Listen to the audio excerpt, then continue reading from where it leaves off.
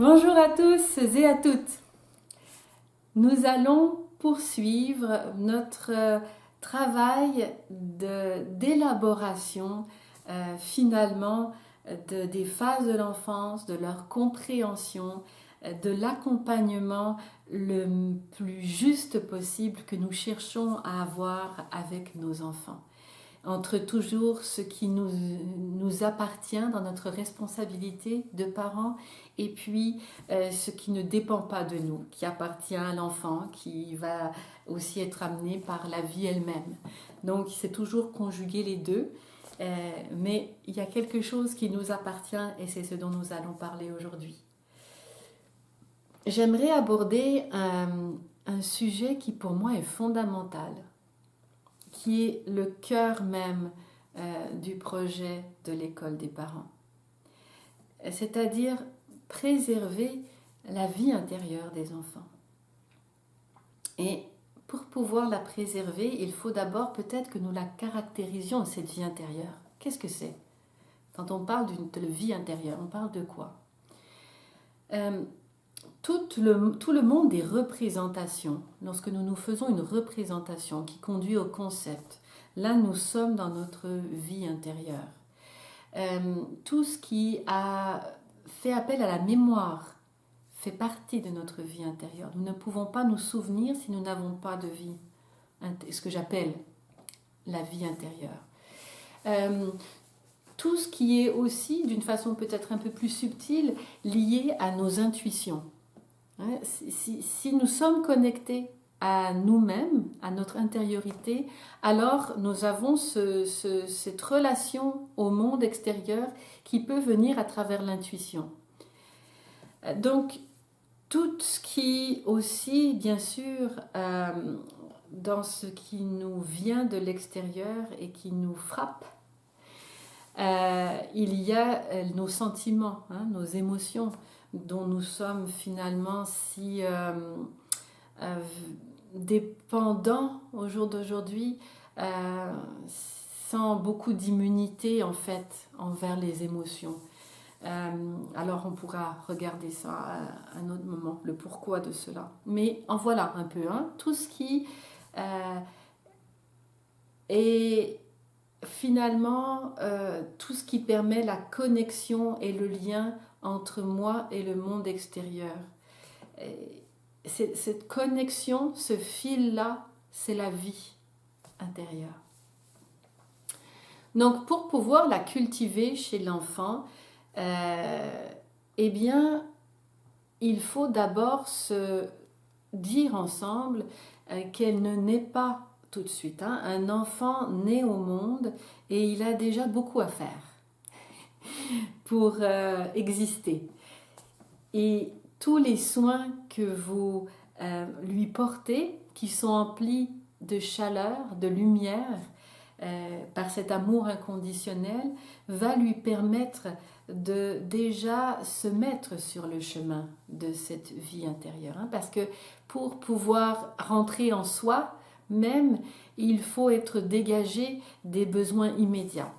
Si je dois toujours courir après ma faim, mon sommeil, ma chaleur concrètement, je ne peux pas cultiver ma vie intérieure. Donc c'est fondamental là, de prendre soin de tous ces éléments-là pour un enfant. Parce qu'il faut déjà que nous soyons bien en nous-mêmes pour pouvoir faire naître ce feu intérieur. Donc, pendant cette première phase du grossièrement 0,7 ans, cette vie intérieure, on la prépare. Elle est le prélude. Donc c'est fondamental. Elle est en train de s'élaborer. Elle est en train de se contextualiser. Et ça passe par, dans la vie de la maison, raconter des histoires, donc le langage. Mais un langage qui a une certaine structure, un langage qui fait appel à des archétypes. L'enfant n'a pas encore assez de vécu au niveau de ses sentiments pour les élaborer tout seul.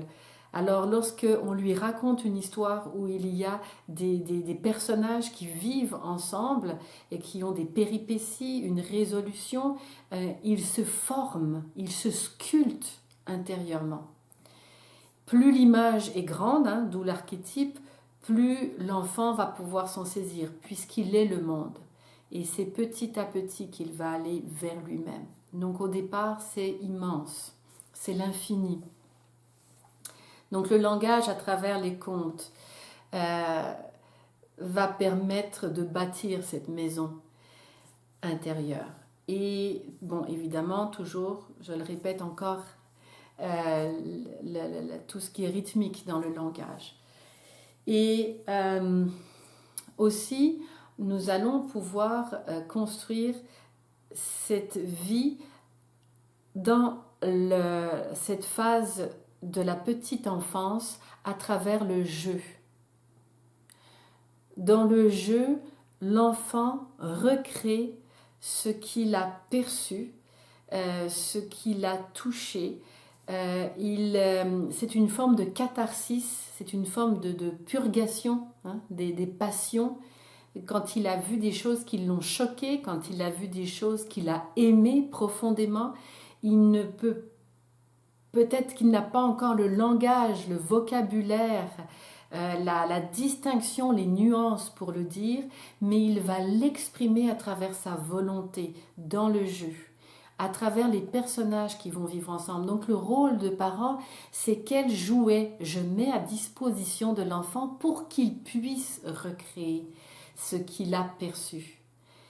Et je dirais que plus l'enfant est petit, plus le jouet est grand, hein, parce que c'est ça, l'enfant aussi n'a pas encore une motricité fine, donc quand il attrape les choses, c'est important qu'il puisse le faire dans une sorte de globalité, hein, là, donc une grande poupée, un grand camion, tous ces choses-là, ces jouets-là de l'enfance, plus c'est grand, plus c'est fait avec des matières naturelles pour être en relation avec le vrai, moins c'est défini, plus l'enfant va imaginer, va créer.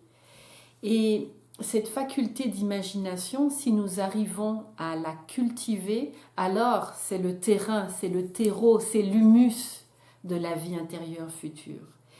Et tout ça, nécessairement, est lié aux apprentissages.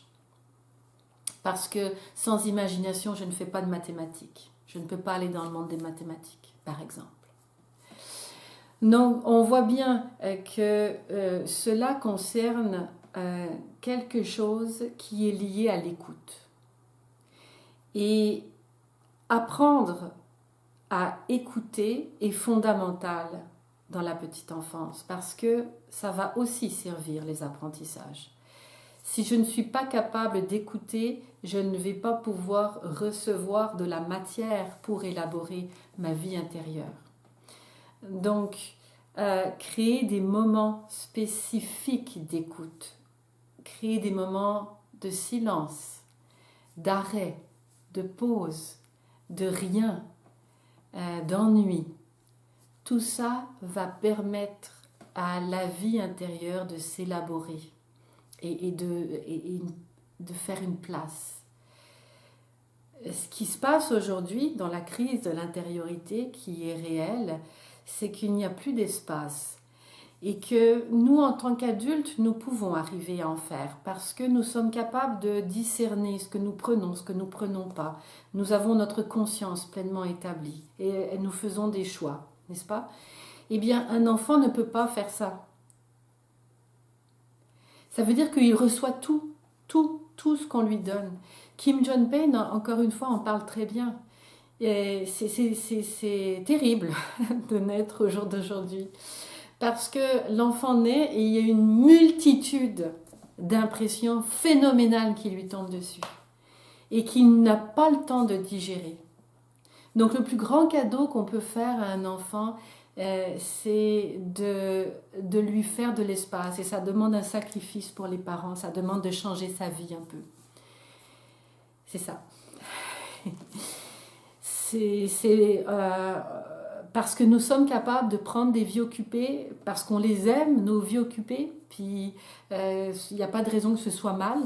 Par contre, un enfant, il ne peut pas vivre comme nous. Il ne peut pas vivre au même rythme que nous. Il ne peut pas être transporté d'une place à l'autre, il n'a pas le temps de digérer. Parce que justement, il n'a pas encore cet espace intérieur où il discerne. Le discernement, le jugement, il ne l'a pas encore. Il n'a pas encore cet espace aussi du sentiment qui est révélé, qui est nuancé, où il peut nommer les choses qu'il aime, qu'il n'aime pas. Pour lui, le monde est bon. C'est vraiment ce qui caractérise cette phase. Donc il prend tout. Vous imaginez ne pas avoir de discernement? Ça veut dire prendre tout. Lui, l'enfant ne se dit pas, le petit enfant, ben ça c'est pas bien, je vais détourner mon regard, cette personne-là, je ne vais pas aller la visiter. Non, il est dedans et il est avec, complètement avec son environnement, pour le meilleur et pour le pire. Donc la plus grande tâche du parent, c'est de dégager des espaces de tranquillité et de simplicité, de jeu qui s'élabore tranquillement, d'un temps qui n'est pas comptable. Alors là, on va pouvoir créer cet humus à la vie intérieure. Et c'est finalement l'élément peut-être essentiel que je voudrais partager avec vous aujourd'hui. Parce qu'ensuite se crée l'espace pour un dialogue intérieur. Et ce qui a été dans le jeu avec un ami ou avec soi-même, avec les poupées, où l'enfant a créé ce dialogue à l'extérieur de lui, plus il va grandir, plus ce dialogue va être intérieur. Et c'est là que est le prélude à ce moment-là du discernement individuel, du jugement. Et ça ne peut se faire, à mon sens, dans la démarche, dans la holistique qui est la mienne, qu'à travers la vie esthétique. C'est-à-dire que à partir de l'âge scolaire, et bien sûr avant, c'est toujours important la beauté, tous les âges de la vie. Mais à partir de l'âge scolaire, il y a vraiment d'une façon prépondérante qui arrive la question du beau, c'est-à-dire de l'esthétique, présenter des sentiments beaux à l'enfant. Avant, c'était vous qui portiez ce beau en vous pour le donner. Maintenant, l'enfant va l'élaborer parce que il naît à sa vie intérieure. Donc, il va prendre, il va de plus en plus être avec ce qui prendre et choisir. Donc, nous, quel contexte on lui donne? C'est important de cultiver la compréhension, l'éducation aux couleurs, aux formes, à la musique, au son, à tout ce qui crée une tension, une polarité pour étirer la vie de l'âme. La beauté des mots, la beauté des gestes, tout ça, tout ce qui est beau, il faut le cultiver dans cette naissance de la vie intérieure. Parce que c'est comme finalement ce qui va habiter cette maison en soi, dans l'intimité. Et malheureusement aujourd'hui, les enfants sont beaucoup mis face à du lait, à de la laideur, partout. Les images sont laides, les mots, les écrits, les histoires sont fades. Il y a beaucoup de manque de sens aussi. Aussi d'un humour qui est complètement falsifié. Mettre l'enfant face au beau, c'est cultiver sa vie intérieure dans le sens qu'il peut prendre des forces. Et on touche à un aspect de la liberté aussi. Alors, c'est ensuite, vous voyez, tout ce que l'on est en train de construire, ça permet après, dans l'adolescence, de faire naître des pensées qui soient liées à un idéal et non pas juste des pensées terre à terre, des pensées pratiques. Bien entendu, il en faut, mais il faut de l'idéal pour pouvoir... c'est l'essence de la vie intérieure, hein, c'est le moteur de la vie intérieure, l'idéal. Donc, c'est-à-dire que tous ces grands archétypes de la petite enfance, nourris par le beau, vont se transformer dans l'idéal, dans la vie de la pensée. Donc c'est ce mouvement-là que nous accompagnons. Nous avons une grande responsabilité aujourd'hui parce que la crise de l'intériorité est majeure. Nous sommes en train de former des êtres vides. Alors c'est une grande préoccupation et nous devons nous sentir responsables de permettre aux enfants de cultiver leur vie intérieure. Merci.